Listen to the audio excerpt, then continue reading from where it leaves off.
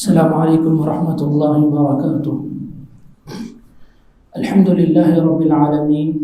والصلاة والسلام علی اشرف الانبیاء والمرسلین وعلی آلہ واصحابہ اجمعین وعلی من تبعہم بإحسان الى یوم الدین، اما بعد فاعوذ باللہ من الشیطان الرجیم، بسم اللہ الرحمن الرحیم۔ یا ایہا الذین آمنوا اتقوا اللہ حق تقاته ولا تموتن الا وانتم مسلمون۔ یا ایہا الناس اتقوا ربکم الذی خلقکم من نفس واحدہ وخلق منها زوجها وبث منهما رجالا كثيرا ونساء واتقوا الله الذي تساءلون به والأرحام إن الله كان عليكم رقيبا۔ يا أيها الذين آمنوا اتقوا الله وقولوا قولا سديدا يصلح لكم أعمالكم ويغفر لكم ذنوبكم ومن يطع الله ورسوله فقد فاز فوزا عظيما۔ حاضرین گرامی اور پردہ نشین خواتین اسلام، اس سے پہلے کے دروس میں ہم لوگوں نے کتاب التوحید کی شرح سے پہلے اس کتاب کو لکھنے والے امام محمد بن عبد الوہاب رحمۃ اللہ علیہ کی سیرت سے متعلق 3 دروس ہم لوگوں نے سنے ہیں کہ امام محمد بن عبد الوہاب رحمۃ اللہ علیہ کی زندگی کا آغاز کیسے ہوا، دعوت کے کن کن مراحل سے امام محمد بن عبد الوہاب رحمۃ اللہ علیہ کو گزرنا پڑا، اور اس کے بعد اللہ تبارک و تعالیٰ کی طرف سے جو مدد آپ کے لیے آئی اور اس دور کے جو حکمران آپ کا ساتھ دیے، اس کے نتیجے میں کیا کچھ آپ نے کارنامے انجام دیے، یہ تمام تفصیلات ہم نے سنی۔ یہاں تک کہ ہم نے یہ بھی سنا کہ محمد بن عبد الوہاب رحمۃ اللہ علیہ کی وفات کب ہوتی ہے اور وفات کے وقت ان کی عمر کیا تھی، ان کے حالات کیا تھے، یہ تمام چیزیں ہم لوگ سن چکے ہیں۔ آج کے اس درس میں مجھے آپ کے سامنے امام محمد بن عبد الوہاب رحمۃ اللہ علیہ سے ہی جڑی ہوئی کچھ چیزیں آپ کے سامنے رکھنی ہیں۔ سب سے پہلی بات جو مجھے آپ کے سامنے رکھنی ہے وہ یہ کہ امام محمد بن عبد الوہاب رحمۃ اللہ علیہ کی خصوصیات کیا تھی، آپ رحمۃ اللہ علیہ کے صفات کیا تھے جن کی روشنی میں ہم اور آپ بھی اپنی زندگی کو سدھار سکتے ہیں، سنوار سکتے ہیں۔ امام محمد بن عبد الوہاب رحمۃ اللہ علیہ کی زندگی سے ایک بہت بڑا سبق ہمیں یہ ملتا ہے کہ امام محمد بن عبد الوہاب رحمۃ اللہ علیہ کے بارے میں آتا ہے کہ آپ قرآن مجید کی تلاوت بہت زیادہ کیا کرتے تھے، جب کبھی آپ کو موقع ملتا قرآن مجید کی تلاوت میں لگ جایا کرتے تھے۔ یہاں تک کہ آپ کے بعد شاگردوں کا کہنا ہے کہ جب کبھی محمد بن عبد الوہاب رحمۃ اللہ علیہ فارغ وقت میں ہوتے تو آپ زیادہ سے زیادہ ایک آیت کریمہ پڑھا کرتے تھے۔ وہ آیت کریمہ یہ تھی، ربی اوزعنی ان اشکر نعمتک التی انعمت علی وعلی والدی، اے اللہ تبارک و تعالی مجھے اس بات کی توفیق دینا کہ جو نعمتیں تو نے میرے اوپر کی ہیں اور میرے والدین کے اوپر کی ہیں، ان نعمتوں پر میں تیرا شکریہ ادا کر سکوں، یہ توفیق مجھے دے دینا۔ یقیناً آپ جانتے ہوں گے کہ حضرت سلیمان علیہ السلام کے دور میں ایک ملکہ تھی جس کو ملکہ سبا کے نام سے جانا جاتا تھا۔ یہ ملکہ جو ہے اسلام قبول کرنے کے لیے حضرت سلیمان کے پاس آنے والی تھی، تو اس موقع پر حضرت سلیمان علیہ السلام نے اپنے دربار میں جو جن وغیرہ تھے ان سے پوچھا تھا کہ کیا اس کا تخت کوئی میرے پاس حاضر کر سکتا ہے، تو ان میں سے ایک آدمی نے کہا، اللہ تبارک و تعالیٰ نے جیسے کہ کہا قال الذی عنده علم من الکتاب، جس آدمی کے پاس کتاب کا علم تھا اس نے کہا انا آتیک به قبل ان یرتد الیک طرفک، میں اس وقت تخت کو تمہارے پاس پلک جھپکنے سے پہلے حاضر کر لوں گا۔ فلما رآہ مستقرا عنده، حقیقت میں اس آدمی نے پلک جھپکنے سے پہلے اس تخت کو حضرت سلیمان کے سامنے حاضر کر دیا۔ اس وقت حضرت سلیمان رضی اللہ تعالی حضرت سلیمان نے یہ دعا کی تھی، رب اوزعنی ان اشکر نعمتک التی انعمت علی وعلی والدی، اللہ تبارک و تعالی جو نعمتیں تو میرے اوپر کر رہا ہے اور جو نعمتیں جو تو نے میرے والدین کے اوپر کر رہا ہے، ان نعمتوں پر شکریہ ادا کرنے کی مجھے توفیق عطا فرما۔ تو حضرت محمد بن عبد الوہاب رحمۃ اللہ علیہ کی زندگی جو ہم نے سنی، اس سے ہمیں یہ اندازہ ہوتا ہے کہ جہاں کہیں محمد بن عبد الوہاب رحمۃ اللہ علیہ کو پریشانیاں آئی، اللہ تبارک و تعالیٰ نے ان کا بھرپور ساتھ دیا۔ ایک ملک کا حکمران ان کا ساتھ دیا، جس کی وجہ سے انہوں نے توحید کے پیغام کو پورے علاقے میں عام کیا۔ ان چیزوں کو مد نظر رکھتے ہوئے محمد بن عبد الوہاب رحمۃ اللہ علیہ ہمیشہ یہ دعا کرتے تھے کہ اللہ تبارک و تعالیٰ تو نے مجھے جو نعمتیں عطا کی ہیں، ان نعمتوں پر شکریہ ادا کرنے کی توفیق بھی تو ہی مجھے دے دینا۔ ایک اور صفت جو محمد بن عبد الوہاب رحمۃ اللہ علیہ کے متعلق آتی ہے وہ یہ کہ امام محمد بن عبد الوہاب رحمۃ اللہ علیہ بڑے ہی بہادر تھے، بڑے ہی جری تھے۔ یہاں تک کہ ہم لوگوں نے سنا سیرت میں، ان کی سیرت ہی میں سنا کہ جب کبھی لوگوں نے ان کو حق سے پھرنے کا مطالبہ کیا کہ عثمان نام کا ایک آدمی تھا، ایک امیر تھا، اس کے پاس کسی کا خط آتا ہے بڑے بادشاہ کا کہ یا تو ان کو قتل کر دو یا تو شہر سے نکال دو، اور عثمان جو ہے امام محمد بن عبد الوہاب کے پاس آیا اور کہنے لگا کہ یہ خط ملا ہے، مجھے آپ ہی کوئی حل بتائیے۔ محمد بن عبد الوہاب رحمۃ اللہ علیہ نے وہاں پر پوری جرأت سے کام لیا اور کہا کہ آپ صبر کرو، ایک وقت ایسا آئے گا یہ لوگ ہم سے جنگ لڑیں گے، ہم بھی ان کے خلاف جنگ لڑیں گے، لیکن اللہ تبارک و تعالی ہماری فتح یابی نصیب کرے گا ہمیں۔ اور یہ جرأت مندی محمد بن عبد الوہاب رحمۃ اللہ علیہ کی آپ کی بہادری پر دلالت کرتی ہے۔ اور یقیناً جب کبھی محمد بن عبد الوہاب رحمۃ اللہ علیہ کے خلاف سازشیں اٹھی، یہاں تک کہ کئی سارے لوگوں نے مل کر جنگ کے لیے آپ کے خلاف جنگ کا اعلان کیا، تو محمد بن عبد الوہاب نے بھی خاموشی سے کام نہیں لیا، بلکہ اپنے ساتھیوں کو، اپنے جو معتقدین تھے ان کے ساتھ مل کر انہوں نے بھی پوری طریقے سے جنگ میں ان کا مقابلہ کیا۔ تو محمد بن عبد الوہاب رحمۃ اللہ علیہ کی ایک بڑی خصوصیت تھی کہ حق کے معاملے میں کبھی بھی پیچھے نہیں ہٹتے تھے، پوری بہادری کے ساتھ، پوری جرأت مندی کے ساتھ حق بات کو سامنے رکھتے تھے۔ اگر کوئی آدمی اس کو ماننے کے لیے تیار نہیں ہے، جنگ کا اعلان بھی کر رہا ہے، حق کے لیے جنگ لڑنے کو بھی محمد بن عبد الوہاب رحمۃ اللہ علیہ تیار تھے۔ ایک اور صفت تھی جو محمد بن عبد الوہاب رحمۃ اللہ علیہ کی سیرت سے ہمیں نظر آتی ہے۔ ایک اور صفت جو محمد بن عبد الوہاب رحمۃ اللہ علیہ کے متعلق آتی ہے وہ یہ کہ محمد بن عبد الوہاب رحمۃ اللہ علیہ نماز با جماعت کے اہتمام کے ساتھ ساتھ راتوں میں اٹھ کر تہجد کی نماز کا بہت ہی زیادہ اہتمام کیا کرتے تھے۔ یقیناً یہ بات آپ جانیں کہ ایک داعی جو اللہ تبارک و تعالیٰ کی طرف لوگوں کو بلاتا ہے، اس کی زندگی میں جو اہم رول ادا کرنے والی نیکی ہے وہ رات میں اٹھ کر تہجد کے قیام کا اہتمام کرنا ہے۔ آپ غور کر کے دیکھیں، دعوت کے میدان میں جب کبھی آپ مسلمانوں کو صحیح راستے پر لا رہے ہوں یا پھر غیر مسلموں میں دعوت کا کام کر رہے ہوں، داعی کے لیے ایک وصف، ایک صفت یہ بھی ہونی چاہیے کہ وہ راتوں میں اٹھ کر اللہ تبارک و تعالیٰ کے سامنے کھڑے ہو کر اللہ تبارک و تعالیٰ سے مدد مانگے۔ یہ چیز محمد بن عبد الوہاب رحمۃ اللہ علیہ کی زندگی میں بہت ہی زیادہ نمایاں ہو کر آتی ہے۔ اور رہا نماز با جماعت کا اہتمام،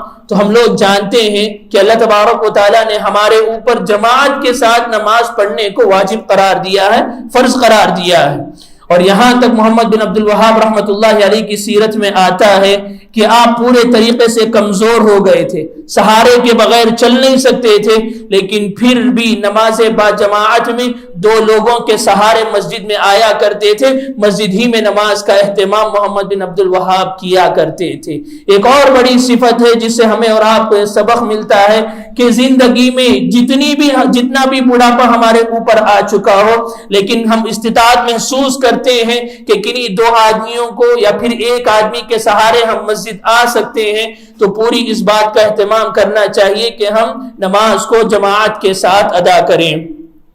اسی طریقے سے ایک اور آخری صفت جو محمد بن عبد الوہاب رحمۃ اللہ علیہ کے بارے میں آتی ہے وہ یہ کہ آپ رحمۃ اللہ علیہ بہت ہی زیادہ تواضع والے آدمی تھے۔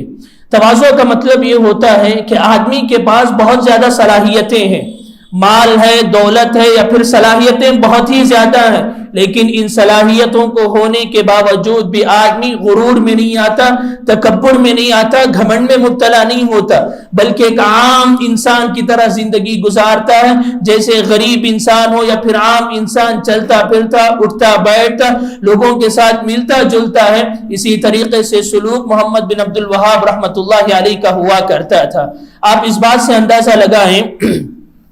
کہ محمد بن عبد الوہاب رحمۃ اللہ علیہ اپنے جو شاگرد تھے ان کے ساتھ اتنے ملے جلے رہا کرتے تھے کہ ان کے شاگردوں کی ہر پریشانی کا علم انہیں ہوا کرتا تھا۔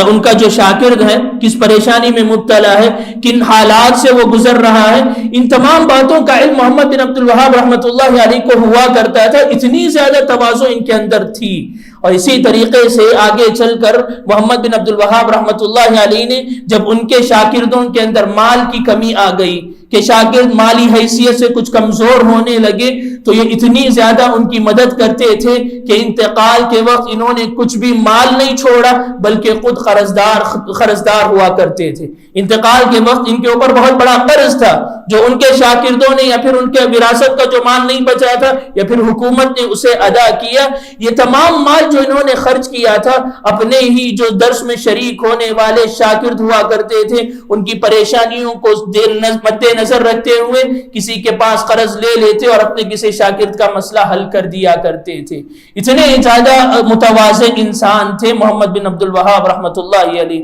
اسی لیے کئی سارے علماء نے محمد بن عبد الوہاب رحمۃ اللہ علیہ کی تعریف کی ہے، بہت سارے علماء نے ان کی تعریف کی ہے، چاہے وہ اخلاقی اعتبار سے ہو یا پھر محمد بن عبد الوہاب رحمۃ اللہ علیہ کی جو دعوت تھی اس دعوتی فکر کو، اس کے فروغ کو مد نظر رکھتے ہوئے ہو، کئی سارے علماء نے ان کی تعریف بیان کی ہے۔ یہ جو علماء کی تعریف کسی کی سیرت میں بیان کی جاتی ہے، اس کا ایک بڑا مقصد یہ ہوتا ہے کہ یہ آدمی بڑا تھا یہ ماننا ضروری نہیں ہے، بلکہ آپ کو یہ بتلانا ہوتا ہے کہ انہوں نے جو خدمت کی ہے یقیناً اسلام کی نظر میں ایک بہت بڑی خدمت ہے۔ چنانچہ محمد علامہ رشید رضا رحمۃ اللہ علیہ، علامہ رشید رضا ایک بہت بڑے عالم دین تھے، ان کی زندگی کئی مراحل سے گزری، یہ پہلے صوفی تھے بعد میں فلسفی بن گئے، لیکن ان کے آخری دور کا جو تجزیہ ہے وہ ہمیں بتلاتا ہے کہ یہ سلف صالحین میں سے شمار کیے جا سکتے ہیں، کیونکہ آخرکار ان کا منہج سلف سے پوری طریقے سے مل چکا تھا۔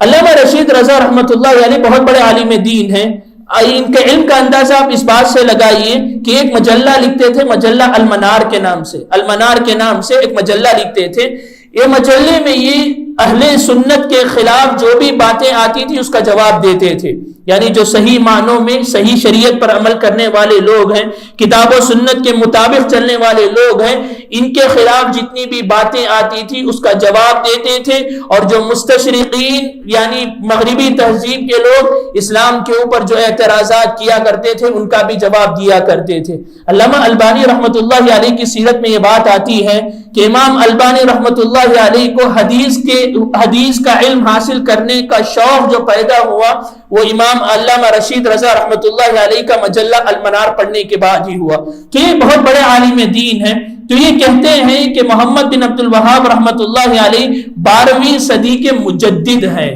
مجدد جو ہے علماء اسلام کا یہ ماننا ہے کہ ہر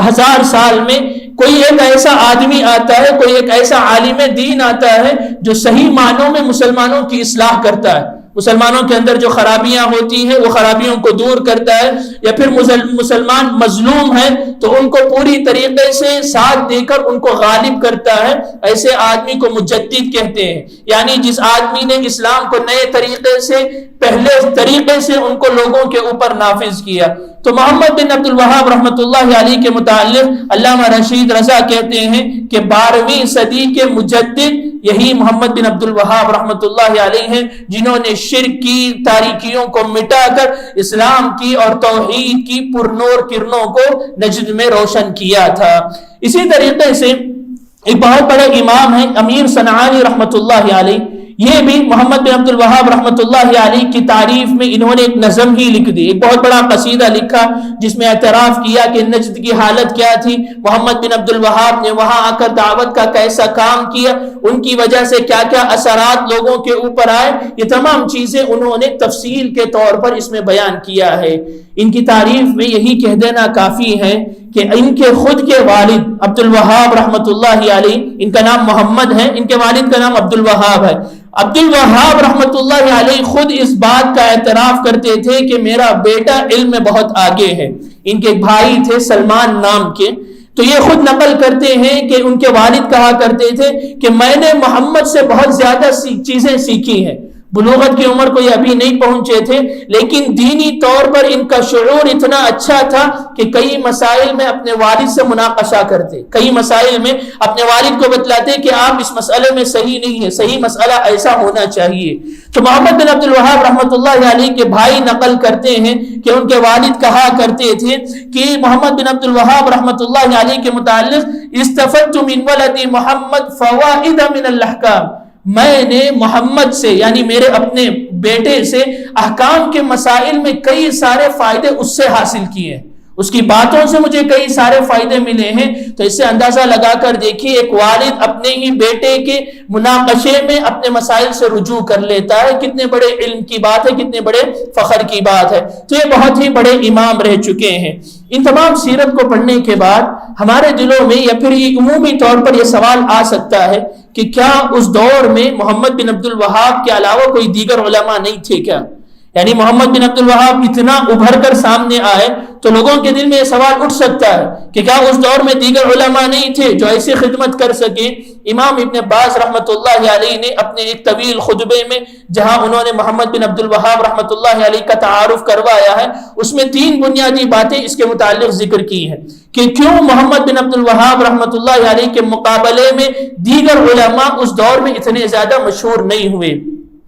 پہلی چیز امام ابن باز رحمۃ اللہ علیہ نے یہ بتلائی ہے کہ محمد بن عبد الوہاب کو جیسے مددگار ملے ویسے دیگر علماء کو نہیں مل سکے۔ ہم نے سیرت میں سنا کہ محمد بن عبد الوہاب رحمۃ اللہ علیہ جو اپنے طور پر دعوت کا کام نہیں کیا کرتے تھے، حکومت جس کی ہوا کرتی تھی اس علاقے کا جو گورنر، جو والی، جو امیر ہوا کرتا تھا، سب سے پہلے اس کو دعوت پہنچاتے، اس کے بعد وہ مدد کا وعدہ کرتا تو دونوں مل کر دعوت کا کام کیا کرتے تھے۔ تو دعوتی علمی ناحیے سے یہ آگے بڑھتے اور طاقت کے اعتبار سے حکمران ان کی مدد کیا کرتا تھا، جس کی وجہ سے یہ دعوت مؤثر ثابت ہوئی، اچھے طریقے سے پھیل پائی، جس کی وجہ سے محمد بن عبد الوہاب رحمۃ اللہ علیہ بہت زیادہ مشہور ہوئے۔ دوسرا سبب جو امام ابن باز رحمۃ اللہ علیہ نے بیان کیا ہے وہ یہ کہ ہاں علماء تو بہت زیادہ موجود تھے، لیکن اس راہ میں آنے والے تکلیفوں کو وہ علماء برداشت نہیں کر سکے۔ کئی سارے علماء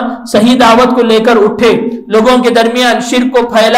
کو مٹانے سے پورے طریقے سے انہوں نے کوشش کی، لیکن اس میدان میں دوسرے لوگوں کی طرف سے جو تکلیفیں آئیں، جو مشکلات آئیں، ان مشکلوں پر یہ علماء صبر نہیں کر سکے، جس کی وجہ سے یہ خاموش ہو گئے۔ لیکن محمد بن عبد الوہاب رحمۃ اللہ علیہ نے ان تکلیفوں کا سامنا کیا، ڈٹ کر ان کا مقابلہ کیا، جس کی وجہ سے ان کی دعوت ایک حد تک، بہت ہی حد تک کامیاب ہو گئی۔ ایک آخری سبب امام ابن باز رحمۃ اللہ علیہ یہ بیان کرتے ہیں کہ دیگر علماء کے پاس علم کی تھوڑی بہت کمی تھی۔ جتنا علم محمد بن عبد الوہاب رحمۃ اللہ علیہ کے پاس تھا اتنا علم دیگر علماء کے پاس نہیں تھا۔ جب کبھی کوئی آدمی الٹے سیدھے سوالات ان کے پاس آتے تو وہ خاموش رہ جاتے تھے، لیکن محمد بن عبد الوہاب رحمۃ اللہ علیہ کی یہ صلاحیت تھی، جتنا بھی مشکل سوال آ جائے اپنے علم کے بل بوتے پر ان سوالات کے جوابات پورے طریقے سے اطمینان کر دینے والے جوابات محمد بن عبد الوہاب رحمۃ اللہ علیہ دیا کرتے تھے،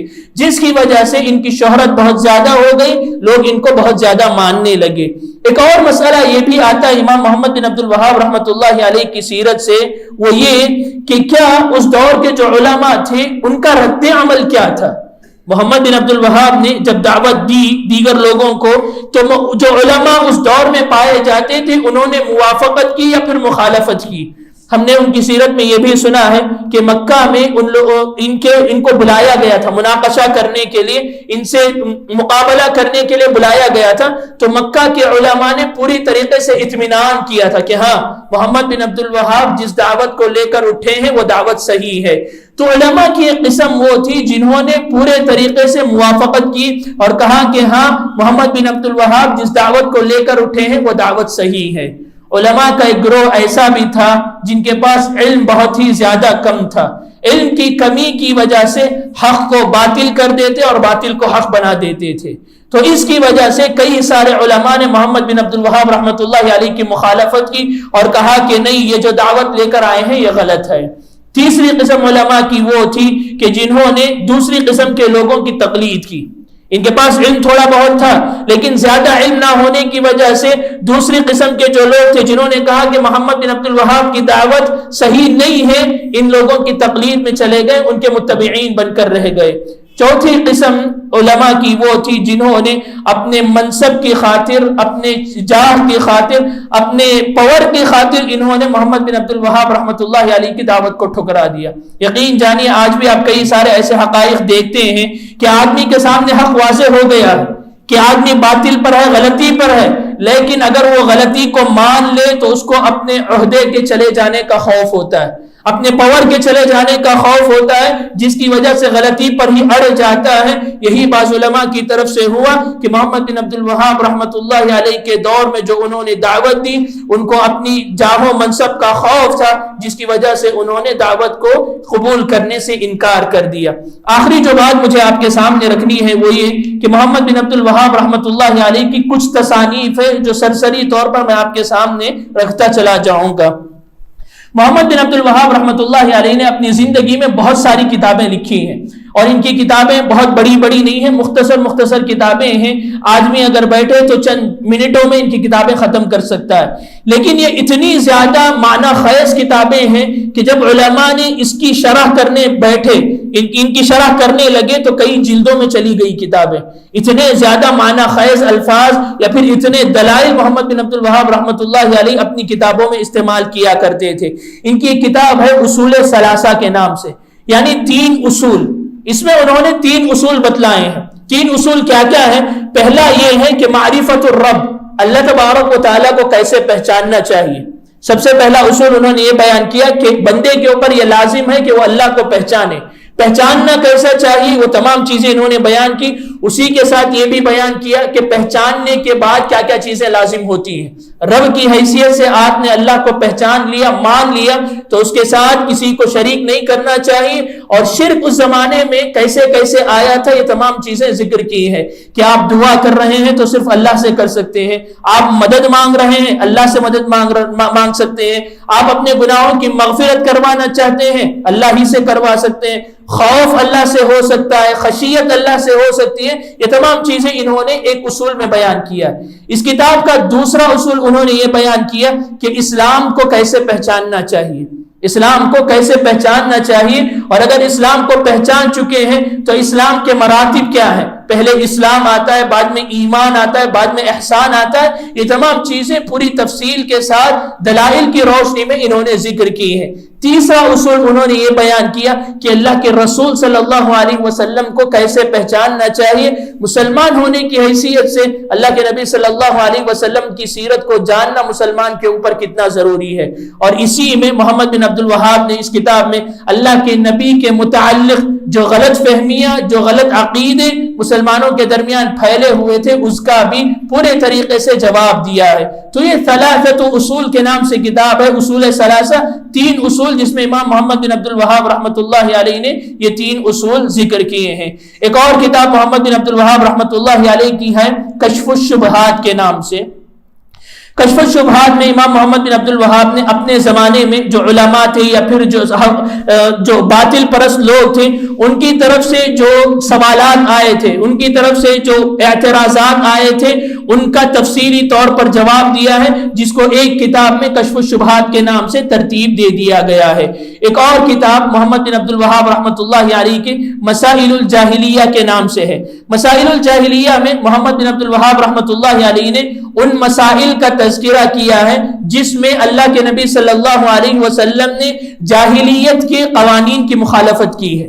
اللہ کے نبی جب آئے تو اس وقت عرب کی جو کیفیت تھی، جو ماحول تھا، اس ماحول کو زمانے جاہلیت کہا جاتا ہے۔ اللہ کے نبی کی بعثت سے پہلے کا وقت زمانے جاہلیت کہا جاتا ہے۔ اس جاہلیت کے زمانے میں لوگوں کے اپنے بنائے ہوئے کئی سارے قانون تھے، تو ان قوانین کی اسلام نے کن کن قوانین کی مخالفت کی ہے ان کو محمد بن عبد الوہاب رحمۃ اللہ علیہ نے اس میں جمع کیا ہے۔ اگر آپ یہ کتاب پڑھ کر دیکھیں تو آپ کو معلوم ہوگا کہ اس میں کئی ساری ایسی چیزیں ہیں جو زمانے جاہلیت میں تھی، اللہ تبارک و تعالیٰ نے اس کی مخالفت کی، اللہ کے نبی نے اس کی مخالفت کی، اس کے باوجود آج بھی یہ معاشرے میں، مسلمانوں کے معاشرے میں پائی جاتی ہیں۔ تو اس کتاب کا پڑھنا ہمارے اوپر ضروری بن جاتا ہے۔ اسی طریقے سے ایک اور کتاب ہے القواعد الاربعہ کے نام سے، اس میں محمد بن عبد الوہاب رحمۃ اللہ علیہ نے 4 قاعدے بیان کیے ہیں۔ القواعد الاربعہ کے معنی ہے 4 قاعدے۔ 4 قاعدے کیا بیان کیے ہیں؟ سب سے پہلا قاعدہ محمد بن عبد الوہاب نے یہ بیان کیا کہ اللہ کے نبی نے جن مشرکین کے ساتھ جنگ لڑی ہے وہ مشرکین اللہ تبارک و تعالیٰ کی ربوبیت کا اقرار کرتے تھے، لیکن ان کے ساتھ شرک ہوا تو الوہیت میں ہوا۔ ربوبیت اور الوہیت جو ہے یہ شرک کی 2 قسمیں ہیں۔ ربوبیت کا معنی یہ ہوتا ہے کہ اللہ تبارک و تعالیٰ کو مالک ماننا، خالق ماننا، اسی کو رب سمجھنا، یعنی اللہ تبارک و تعالیٰ ہی ہمیں پیدا کیا ہے، پوری دنیا کو چلانے والا اللہ تبارک و تعالیٰ ہے۔ یہ تمام چیزیں جو ہے ربوبیت میں آتی ہیں۔ اور دوسری قسم ہے الوہیت، جب ہم یہ مانتے ہیں کہ ہمیں پیدا کرنے والا اللہ ہے، ہمیں کھلانے پلانے والا اللہ ہے، تو عبادت بھی اسی کی ہونی چاہیے۔ لیکن مشرکین مکہ جو ہے یہ مانتے تھے کہ اللہ ہی مالک ہے، اللہ ہی پیدا کرنے والا ہے، اللہ ہی دنیا کو چلا رہا ہے، لیکن عبادت کسی اور کی کیا کرتے تھے۔ تو اللہ کے نبی نے ان لوگوں کے ساتھ بھی جنگ لڑی۔ یہ سب سے پہلا قاعدہ محمد بن عبد الوہاب نے اس میں بیان کیا ہے۔ دوسرا قاعدہ جو بیان کیا ہے امام محمد بن عبد الوہاب رحمۃ اللہ علیہ نے اس میں وہ یہ کہ اللہ کے نبی صلی اللہ علیہ وسلم نے کفار کی یہ جو قسمیں تھی جن سے آپ صلی اللہ علیہ وسلم نے جنگ لڑی، وہ یہ تھی کہ کفار یہ سمجھتے تھے کہ یہ جو ہم جن کی عبادت کر رہے ہیں، جن کی پوجا کر رہے ہیں، یہ قیامت کے دن ہمیں اللہ کے سامنے سفارش کریں گے۔ صرف اتنا ہی ماننا تھا کفار مکہ کا کہ یہ لوگ جن کی ہم عبادت کر رہے ہیں یہ رب تو نہیں ہے، یہ خالق تو نہیں ہے، لیکن قیامت کے دن یہ ہماری سفارش کریں گے۔ یہ دوسرا قاعدہ امام محمد بن عبد الوہاب رحمۃ اللہ علیہ نے بیان کیا ہے۔ تیسرا قاعدہ جو محمد بن عبد الوہاب رحمۃ اللہ علیہ نے اس میں بیان کیا ہے وہ یہ کہ اللہ کے نبی صلی اللہ علیہ وسلم کے زمانے میں جو مشرک تھے وہ ہر الگ الگ لوگ الگ الگ قسم کی عبادت کیا کرتے تھے۔ کوئی پتھر کی عبادت کیا کرتا تھا، کوئی درخت کی عبادت کیا کرتا تھا، کوئی فرشتوں کی عبادت کیا کرتا تھا، کوئی نیک لوگوں کی عبادت کیا کرتا تھا۔ لیکن اللہ کے نبی صلی اللہ علیہ وسلم نے تمام لوگوں سے جنگ لڑی، تمام لوگوں کو یہ بتلا دیا کہ تم شرک پر ہو۔ یہ تیسرا قاعدہ امام محمد بن عبد الوہاب نے اس میں بیان کیا ہے۔ آخری قاعدہ جو محمد بن عبد الوہاب نے بیان کیا وہ یہ کہ موجودہ دور کے مسلمان، یعنی ان کے زمانے میں جو مسلمان تھے، یہ تینوں لوگوں سے سب سے زیادہ بدترین ہے۔ کیوں؟ اس وجہ سے کہ اس دور کے مسلمانوں کا ماننا تھا کہ مدد کرنے والا اللہ نہیں بلکہ کوئی دوسرے ہے، پیدا کرنے والا اللہ نہیں کوئی دوسرا ہے، دنیا کو چلانے والا اللہ نہیں کوئی دوسرا ہے۔ تو یہ تمام چیزوں کو مد نظر رکھتے ہوئے محمد بن عبد الوہاب نے چوتھا قاعدہ یہ بیان کیا کہ موجودہ دور کے جو مسلمان ہیں وہ ان سب سے بدتر ہو چکے ہیں۔ ایسا نہیں کہ صرف قاعدہ بیان کر کے چھوڑ دیا، محمد بن عبد الوہاب نے اس کتاب میں احادیث سے بھی استدلال کیا ہے، قرآن مجید کی آیتیں بھی پیش کی ہیں کہ جو میں بات کر رہا ہوں وہ قرآن و حدیث کی روشنی میں کر رہا ہوں۔ ایک اور کتاب محمد بن عبد الوہاب رحمۃ اللہ علیہ کی نواقض اسلام ہے،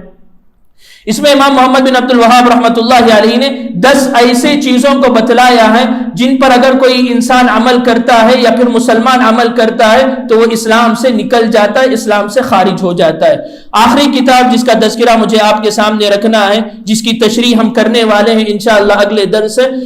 درس سے، وہ کتاب التوحید ہے۔ کتاب التوحید کا معنی ہے توحید کی کتاب، اسی کی تشریح مجھے آپ کے سامنے کرنی ہے۔ تو یہ کتاب جو ہے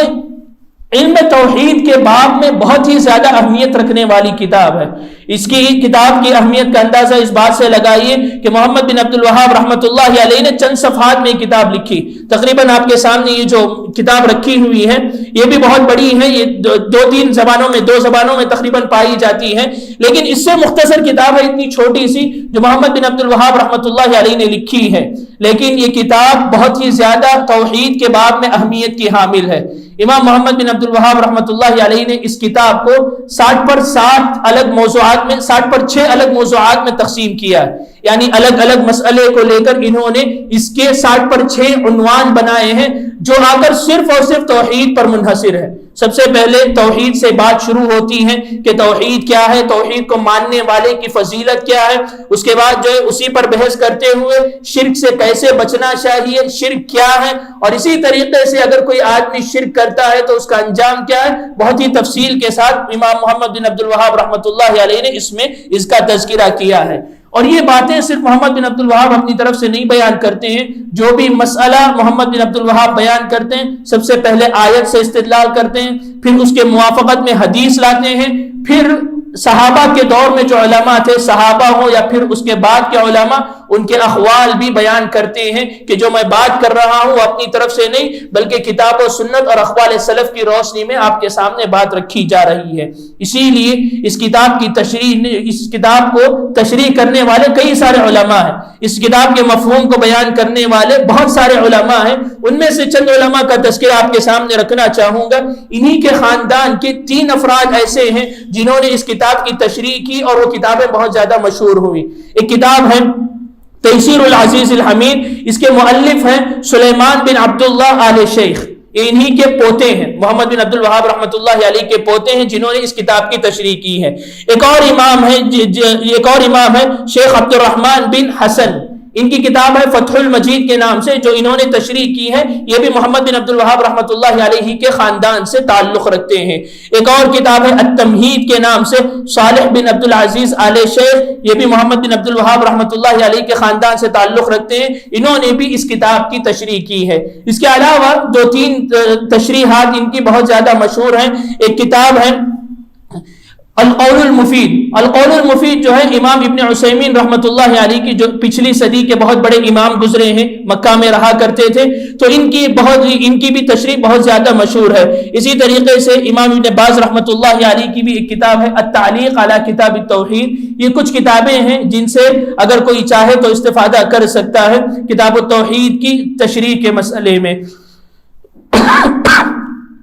تو یہ کچھ باتیں تھیں جو محمد بن عبد الوہاب سے تعلق رکھتی تھی اور ان کی کتاب التوحید ہو یا پھر دیگر مصنفات سے تعلق رکھتی تھی. اس کے بعد سے انشاءاللہ اگلے درس میں ہم لوگ باقاعدہ طور پر کتاب التوحید کی شرح کا آغاز کریں گے. اللہ تبارک و تعالیٰ سے دعا ہے کہ اللہ تبارک و تعالیٰ ہمیں اور آپ کو ان باتوں کو سننے سے زیادہ ان سے سبق حاصل کر کے ان پر عمل کرنے کی توفیق عطا فرمائے. جب تک دنیا میں رکھے ایمان اور اسلام پر قائم رکھے, جب خاتمہ ہو تو خاتمہ بالخیر ہو. وصلی اللہ علی نبینا محمد وعلی آلہ وصحبہ اجمعین. والسلام علیکم ورحمۃ اللہ.